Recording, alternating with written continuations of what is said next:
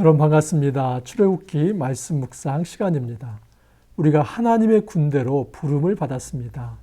이 땅에서 우리가 하나님의 용사라는 정체성을 가지고 살아갈 수 있기를 간절히 소망합니다. 어떤 정체성을 가지느냐 하는 것은 매우 중요합니다. 왜냐하면 그 정체성을 바로 알 때에 그 행동 양식을 결정할 수 있기 때문입니다. 우리의 정체성을 확실히 하지 않는다면 우리는 우리의 삶의 행동도 불분명해질 수 있습니다.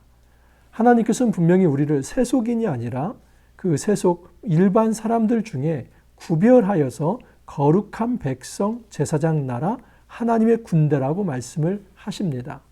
그렇기 때문에 우리는 이 땅에서 단지 세상 사람으로 살아가는 것이 아니라 하나님의 백성, 하늘의 용사, 하나님의 군대가 되어서 살아가야만 합니다.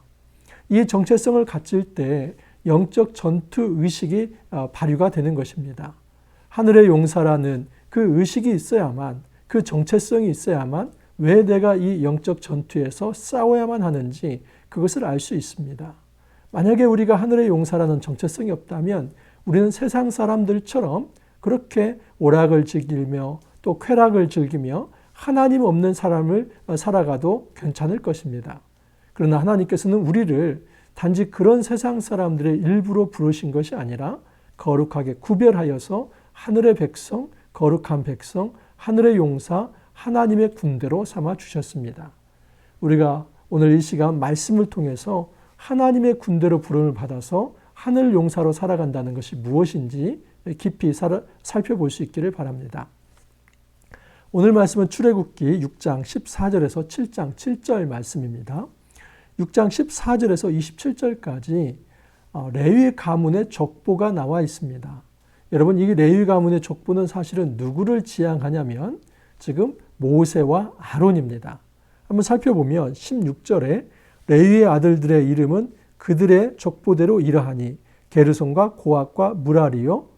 여러분, 레위라고 하는 사람은 이 야곱의 셋째 아들입니다.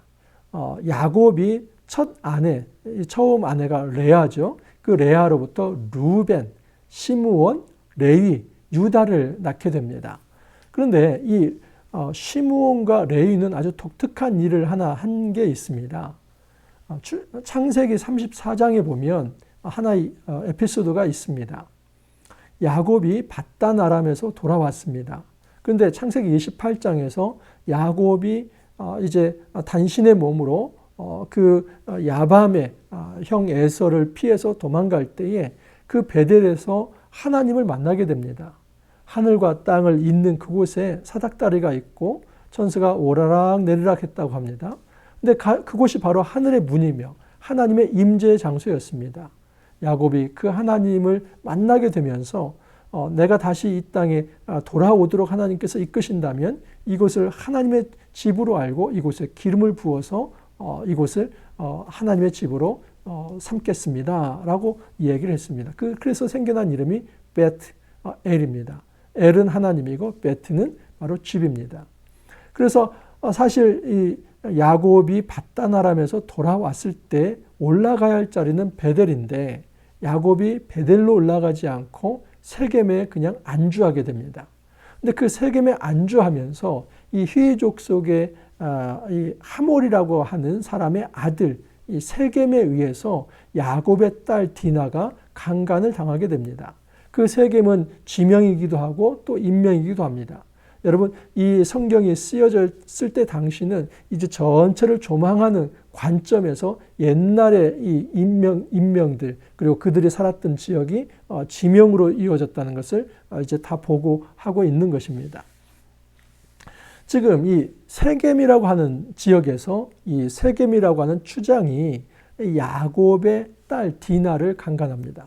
근데 그때에 야곱의 둘째 아들과 셋째 아들 시므온과 레위가 이제 거짓으로 계약을 맺습니다.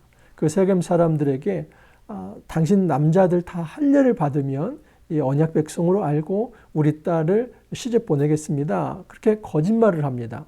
그래서 그것을 믿고 그곳에 있는 모든 남자들이 할례를 받았는데 그 3일째 가장 아플 때에 이 시므온과 레위가 칼을 차고 가서 그곳 남자들을 다 도륙하게 됩니다.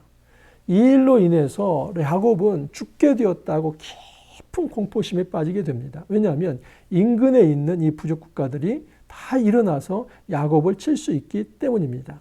다행히도 하나님께서는 그 야곱을 보호하십니다. 그 인근에 있는 모든 부족들을 하나님께서 두렵게 하심으로써 야곱의 가문을 하나님께서 이제 보호하십니다. 하지만 야곱은 이것을 평생에 가지고 있었기 때문에 그가 죽을 때 유언을 할 때 좋게 이야기하지 않습니다. 이 시므온과 레위는 다 흩어지는 자들이 됩니다. 결코 이들은 어떤 중심적인 지파가 되지 못하도록 그렇게 유언에 남깁니다. 어찌 보면 이것은 축복이라고 하기보다는 정말 거의 저주에 가깝습니다. 너희들은 다 흩어질 것이다. 실제로 여러분 이 예언대로 레위 지파는 땅을 분배받지 못합니다. 나중에 보면 48성읍에 흩어지게 되고 그들은 땅을 분배받지 못하고 오직 성전에서 제사를 집행하는 그 종교적 업무에 신경 쓰도록 그렇게 분리되게 됩니다. 자, 그런데 오늘 모세와 아론이 누구의 지파라고요? 레위 지파입니다.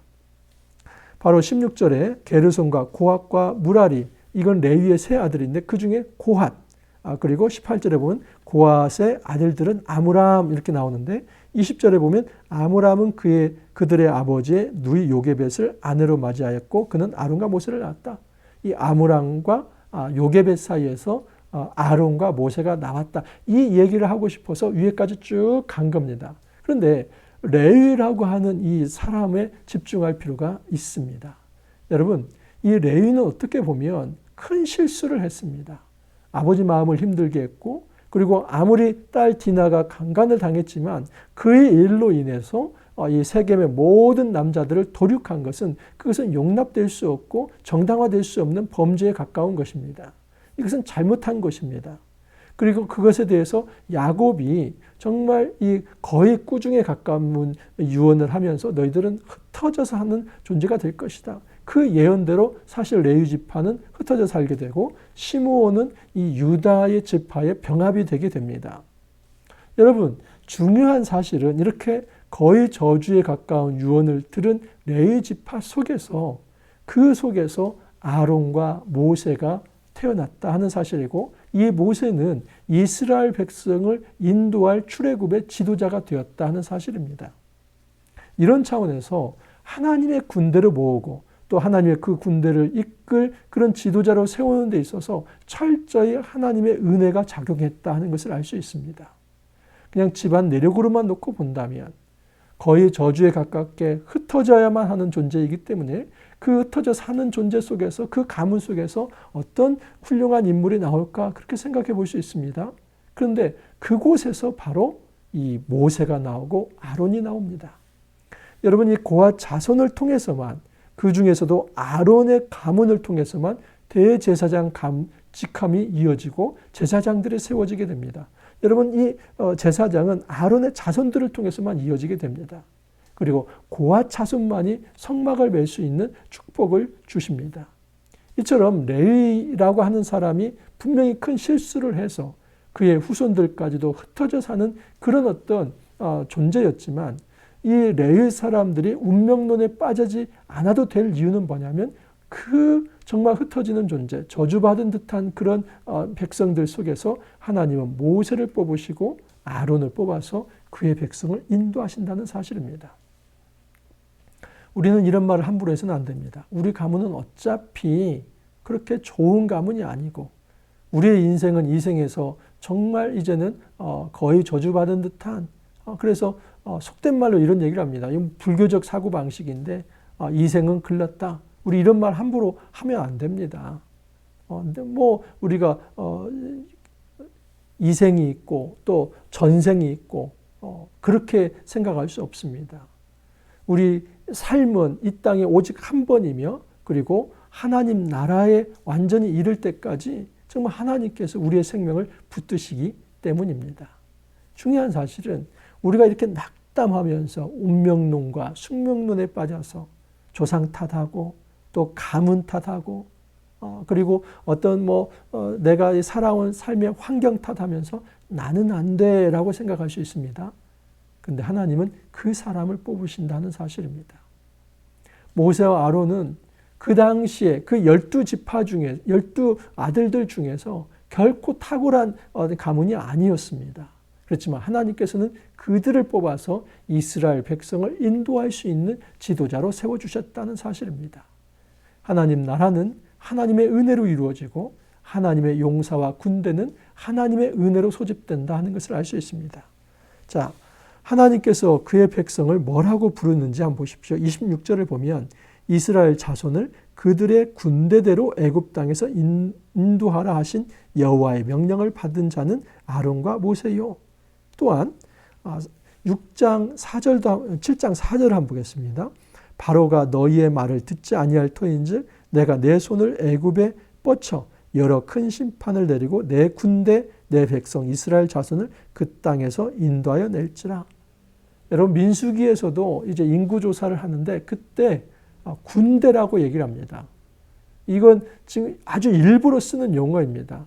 뭐 인구 또는 어떤 사람, 뭐 사람의 모임 여러 가지 칭호가 있을 수 있습니다. 근데 이스라엘 백성을 모았을 때 군대라는 칭호를 씁니다. 이것은 하나님께서 이스라엘 백성을 단지 세상 사람들처럼 살아가는 그런 범인들로만 놔두시는 것이 아니라 하나님의 거룩한 백성, 구별된 백성은 군대라는 사실입니다.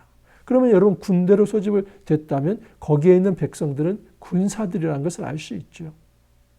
신앙인의 정체성은 하늘의 용사, 하늘의 군사입니다. 이 땅의 군인, 이 땅의 어떤 군대 이 정도가 아니라 우리는 어디에 소속되어 있냐면 하나님의 군대에 소속되어 있는 하나님의 용사들이고 하나님의 군사들이다 하는 사실입니다. 우리는 하나님께서 명령하실 때 움직일 수 있는 그런 군인들입니다. 여러분 군인의 특징이 무엇입니까? 명령에 죽고 명령에 사는 거 아닙니까? 그의 상사가 누구인지를 정확히 알아야만 합니다. 그 명령 체계에 따라서 나에게 직속상관이 누구인지 그래서 그 사람의 명령을 따르는 것입니다. 여러분 그걸 쭉 올라가면 총사령관이 있겠죠. 그리고 국군 통수권자가 있을 것입니다. 세상 조직도 이렇습니다. 우리가 하나님의 군대로 부름을 받았다는 것은 하나님의 소유된 백성이고 하나님의 말씀의 통치를 받는 사람이며 그 말씀의 통치에 따라서 이 세상에서 사단의 영적 어둠의 권세와 죄와 사망의 권세와 맞서 싸워야 할 영적 군사들이다 하는 것을 알 수 있습니다. 정체성은 매우 중요합니다. 우리가 군인이라고 하는 영적 군사라고 하는 정체성이 없으면 절대 우리는 전투의식을 갖지 않을 것입니다. 전투의식을 갖지 않는 자는 여러분 대적이 올 때 죽을 수밖에 없습니다. 대적이 올 때 망할 수밖에 없습니다. 정말 무방비 상태로 당할 수밖에 없습니다. 우리가 군대로 부름을 받았다는 것은 하나님의 이제 백성으로서 이 땅에서 사단과 악의 권세와 맞서 싸워야 하는 그런 용사라는 사실을 하나님께서 우리에게 가르쳐 주십니다. 하나님께서 그의 이 군대를 이끌어갈 모세를 하나님께서 이렇게 부르십니다. 7장 1절을 보면 여호와께서 모세에게 이르시되 볼지어다 내가 너를 바로에게 신같이 되게 하였은즉 내 형 아론은 내 대언자가 되리니. 이 말이 나오게 된 이유가 있습니다. 하나님께서 모세에게 힘을 실어주는 이야기입니다. 내가 모세 너를 이제는 바로에게 신과 같은 존재가 되게 하겠다. 다시 말해서 하늘의 권위를 주어서 바로가 너를 보면서 신과 같은 존재가 되어서 벌벌 떨게 만들겠다는 겁니다. 근데 하나님께서 이렇게 놀라운 이제 축복을 하시는 이유는 어디에 근거하냐면 모세의 약간 이제 하나님 앞에서의 불만과 또 불평 또는 이제 하나님 앞에서 아직 성숙하지 못한 그런 발언이 나왔을 때 하나님께서 이렇게 위로하신 겁니다. 30절을 보면 6장 30절입니다. 모세가 여호와 앞에서 이르되 나는 입이 둔한 자이오니 바로가 어찌 나의 말을 들으리까. 여러분 모세의 약한 모습이죠. 저는 입이 둔한 자입니다. 말을 잘 할 줄 모릅니다. 그리고 제 새치 혀로 어떻게 바로가 제 말을 듣겠습니까? 바로는 제 말을 듣지 않을 것입니다. 저는 어떤 권위도 없고 어떤 능력도 없고 어떤 고난도 없습니다. 솔직히 말해서 바로에게 나아갈 만한 힘이 저에게는 없습니다. 그 얘기를 하는 겁니다. 그때 하나님께서 주신 말씀이 무엇이냐면 너를 바로에게 신과 같이 되게 하겠다. 여러분, 하나님의 은혜로 군대가 되었습니다. 그리고 그 군대를 이끌어갈 대리 통치자로 모세를 세웠는데 그 모세를 신과 같이 되게 하겠다. 이것은 모세를 좀 떠받들게 하는 그 우상 숭배할 수 있는 존재로 만들었다. 그게 아니라 그에게 하늘의 권세를 주겠다고 약속을 하신 것입니다. 하나님께서는 하나님의 백성을 하나님의 군대 삼았을 때 반드시 하늘로부터 능력과 지혜를 덧입혀 주시며 권위를 내려주십니다. 이거 없으면 우리가 하늘의 용사로 살아갈 수 없습니다. 하늘의 용사로 영적 전투하는 것은 내 힘으로 살아가는 것이 아니라 내 힘으로 싸우는 것이 아니라 하나님의 지혜와 능력과 하늘의 권위로 싸우는 것이기 때문입니다.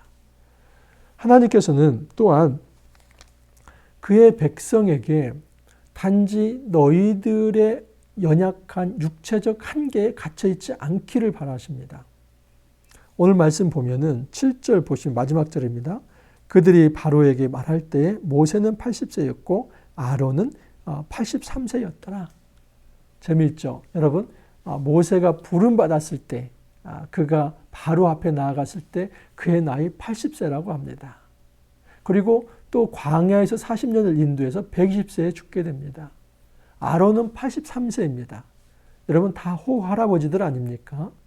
고대라고 해서 이 사람들 청년이라고 그렇게 생각하지 마십시오. 굉장히 연로한 나이입니다. 그걸 어디서 좀 알 수 있냐면 여호수아를 보면 좀 알 수 있습니다. 여러분, 이 여호수아는 모세의 시종이지 않습니까? 근데 여호수아에 보면은 이 여호수아의 동료인 이 갈렙이 이런 고백을 합니다. 14장 10절 12절을 보면 이제 보소서 여호와께서 이 말씀을 모세에게 이르신 때로부터 이스라엘이 광야에서 방황한 이 45년 동안을 여호와께서 말씀하신 대로 나를 생존하게 하셨나이다. 오늘 내가 85세를 돼 모세가 나를 보내던 날과 같이 오늘도 내가 여전히 강건하니 내 힘이 그때나 지금이나 같아서 싸움에나 출입에 감당할 수 있으니 그날에 여호와께서 말씀하신 이 산지를 지금 내게 주소서. 당신도 그날에 들으셨거니와 그곳에는 아낙 사람이 있고 그 성읍들은 크고 견고할지라도 여호와께서 나와 함께 하시면 내가 여호와께서 말씀하신 대로 그들을 쫓아내리이다 하니. 여러분, 이것은 이제 나중에 45년이 지난 후에 갈렙의 고백입니다. 갈렙이 가나안 땅을 향해서 이 땅을 내게 주소서 이런 이야기를 합니다. 그때에도 내 나이 85세다 이 말은 내가 나이 먹을 만큼 먹었습니다 이야기입니다. 그렇지만 내가 이제 이 싸움에 나가서 출입하기에 싸움에 나갈 만한데 전혀 문제가 되지 않습니다. 이 이야기는 85세라고 하는 나이가 지금 적은 나이가 아니라 많은 나이임에도 불구하고 하나님 나라 용사로서 전투의식을 가지고 그 싸움에 나가겠습니다. 그러니 이 땅, 이 산지를 내게 주소서 그 이야기를 한 것입니다. 그러므로 지금 모세가 80세, 이제 아론이 83세라고 하는 것은 굉장히 나이가 많이 들었다는 것을 알 수 있습니다. 하지만 하나님 나라 용사로 부름받을 때 여러분 이 80세, 83세 숫자에 불과합니다. 하나님께서는 그의 나이에 초점을 맞추시는 것이 아니라 하나님의 능력과 권능에 초점을 맞추기 때문입니다. 그러면 우리는 나이가 많이 들어서 내가 하나님 보시기에 내가 이제 쓰임 받을 수 없습니다. 그렇게 말할 수 없습니다. 아무리 나이가 많이 들었다 할지라도 그의 마음이 하나님의 말씀의 통치를 받아서 마치 갈렙처럼 이 땅을 내게 주소서 하는 그 청년의 마음이 있다면 그 사람은 청년입니다. 그러나 아무리 이제 20대라 할지라도 정말 저는 이런 이제 공적인 영적 전투에는 저는 참여하기를 원하지 않습니다. 부담이 됩니다. 그런 사람은 늙은이입니다. 젊은 청년도 늙은이가 될 수 있고 정말 연로하신 분들도 청년이 될 수 있는 겁니다. 우리의 선택에 달려 있습니다. 여러분, 우리가 어떤 정체성을 가지고 살아갑니까? 하나님께서는 우리가 단지 세속인으로 살아갈 것이 아니라 거룩하게 구별된 하늘의 용사, 하나님의 군대로 살아가기를 원하십니다. 하나님께서는 은혜로 그의 백성을 부르십니다. 그리고 하나님께서는 그 은혜로 부르신 이들을 더 이상 오합지졸이 아니라 하나님의 군대라고 말씀을 하십니다. 또한 하나님께서는 대리통치자를 세우시되 신과 같은 존재로 만드시겠다 말씀을 하십니다. 그리고 아무리 나이가 많이 들었다 할지라도 하나님의 지혜와 능력으로 권위를 입혀서 그 일을 잘 감당하게 해주겠다고 약속을 하십니다. 이 땅에서 영적의 전투, 우리의 힘으로 감당하는 것이 아닙니다. 우리가 핑계대지 않기를 바랍니다. 제 나이가 너무 많습니다. 저는 입이 뻣뻣합니다. 저는 용기가 없습니다. 저는 힘도 없습니다. 여러분, 이 모든 것은 핑계와 변명에 불과합니다. 왜냐하면 하나님의 군대 자체가 하나님의 은혜로 부름을 받는 것이며 하나님께서 신과 같이 해주겠다고 하는 것 역시도 하나님이 주시는 은혜이며 하늘로부터 임하는 권위이기 때문입니다. 우리가 용기를 낼 수 있기를 바랍니다. 우리가 하나님 앞에 제대로 겸손하게 엎드릴 수만 있다면 정말 열악한 환경에서도 우리를 들어서 은혜로 하늘의 용사 삼아주시고 우리를 권위를 높여주셔서 결국 하나님 나라의 그 일을 감당하게 하십니다. 우리가 세속적인 어떤 그런 일반 사람으로 살아갈 것이 아니라 구별된 하나님의 백성이 되어서 하나님 앞에 충성하는 그 하늘 용사, 하늘의 군대가 되어서 이 땅에 살아갈 수 있기를 간절히 소망합니다. 함께 기도합니다. 주님, 우리의 정체성을 똑바로 알게 하여 주시니 감사합니다. 우리가 일반 사람이 아니라 우리를 구별하여서 하나님께서 우리를 하나님의 군대, 하늘 용사로 삼아주심을 우리가 알게 되었습니다. 주님, 이 정체성을 가지고 바른 전투의식을 가지고 살아갈 수 있기를 간절히 소망합니다. 우리가 싸워야 할 대적이 누구인지를 정확히 알고 그 사탄과 또 악의 권세와 이 죽음과 죄의 사망의 권세에 대적해야 할 그 하늘의 용사라는 것을 깊이 알면서 늘 말씀의 통치를 받으며 성령 충만하고 또 기도로 엎드리는 그 겸손한 자세로 이 영적 전투를 잘 감당할 수 있도록 주님 도와주옵소서.